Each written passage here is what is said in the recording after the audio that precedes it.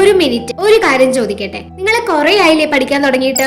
നിങ്ങളുടെ അടുത്ത് ഇതുവരെ ആരെങ്കിലും പറഞ്ഞു തന്നിട്ടുണ്ടോ ശരിക്കും എങ്ങനെ പഠിക്കണം എന്നുള്ളത്? Like the actual method of the system. എങ്ങനെ ശരിക്കും പഠിക്കാം എന്നറിയണമെന്ന് ശരിക്കും ആഗ്രഹമുള്ളവർ മാത്രം ബാക്കി കാണാം കേട്ടോ. ഒരു ഇഫക്റ്റീവ് സ്റ്റഡി സെഷന് 4 സ്റ്റേജസ് ഉണ്ട്.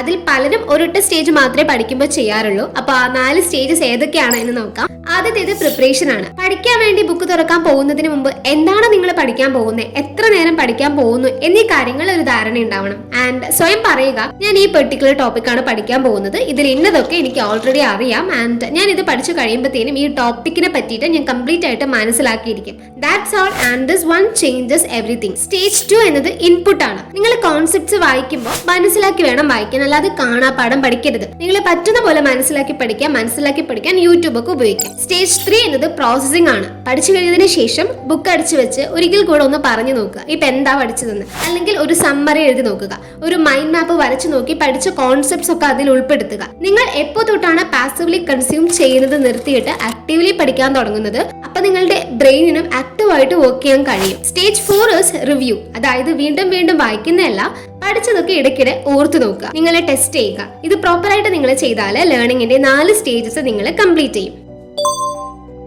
നിങ്ങളുടെ സ്റ്റഡി സ്പേസ് നിങ്ങൾ തന്നെ ക്രിയേറ്റ് ചെയ്യണം. ലൈക്ക് ഒരു ബ്രൈറ്റ് ലൈറ്റിന് അടുത്തായിരിക്കണം പഠിക്കേണ്ടത്. ആ ഒരു സ്റ്റഡി സ്പേസിൽ ഇരുന്ന് പഠിക്കുമ്പോൾ ഫോക്കസ്ഡ് ആയിട്ട് പഠിക്കാൻ പറ്റണം. നിങ്ങൾക്ക് വേണ്ട സ്റ്റേഷനറീസ് ഒക്കെ കയ്യെത്താ ദൂരത്ത് ഉണ്ടാവണം. പക്ഷേ ഫോൺ മാത്രം അടുത്ത് വെക്കരുത്, നിങ്ങൾ ഡിസ്ട്രാക്റ്റഡ് ആവും. പിന്നെ നിങ്ങൾ ശ്രദ്ധിക്കേണ്ട കാര്യം, ഒരേ സബ്ജക്ട് തന്നെ കണ്ടിന്യൂസ് ആയിട്ട് 4-5 മണിക്കൂറുകളോളം പഠിക്കരുത്, മടുക്കും. സോ സബ്ജക്ട് റൊട്ടേഷൻ ചെയ്ത് പഠിക്കുക. 45 minutes on one subject, 10 minute break, പിന്നെ അടുത്ത സബ്ജക്ട്. ഇതേപോലത്തെ സെഷൻസിൽ നിങ്ങൾക്ക് പഠിച്ചു പോകാം. നിങ്ങൾ ഓരോ ദിവസവും പഠിച്ചു പോകുന്ന കാര്യങ്ങൾ ഒരു സമ്മറിയുടെ രൂപത്തിൽ എഴുതുക. ഇത് മാൻഡേറ്ററി ആണ് കേട്ടോ. ലൈക്ക് ഒരു പേജിൽ ഒരു 3 ക്വസ്റ്റ്യൻസ് ചോദിക്കുക, പഠിച്ച പോർഷൻസിൽ നിന്ന് ആൻഡ് ആൻസർ കൂടെ ചെയ്യുക. നിങ്ങൾ എഴുതിയിട്ടുള്ള സമ്മറി ഉണ്ടല്ലോ, അത് വളരെ ഇമ്പോർട്ടന്റ് ആണ്. അത് നിങ്ങൾക്ക് ഓൺ വേർഡ്സിൽ നിങ്ങളുടെ മൊബൈലിൽ റെക്കോർഡ് ചെയ്തും വെക്കാം, ഇടയ്ക്കിടെ അത് കേട്ടു നോക്കാം. സോ ഗൈസ്, എക്സാംസ് എന്ന് പറയുന്നത് തന്നെ ഔട്ട്പുട്ട് ടാസ്കുകളാണ്. നിങ്ങൾ റീഡിംഗ്, ലിസണിംഗ് തുടങ്ങിയ ഇൻപുട്ടിൽ മാത്രം ശ്രദ്ധിച്ചാൽ വേണ്ട ഔട്ട്പുട്ട് തരാൻ നിങ്ങൾക്ക് കഴിയണമെന്നില്ല.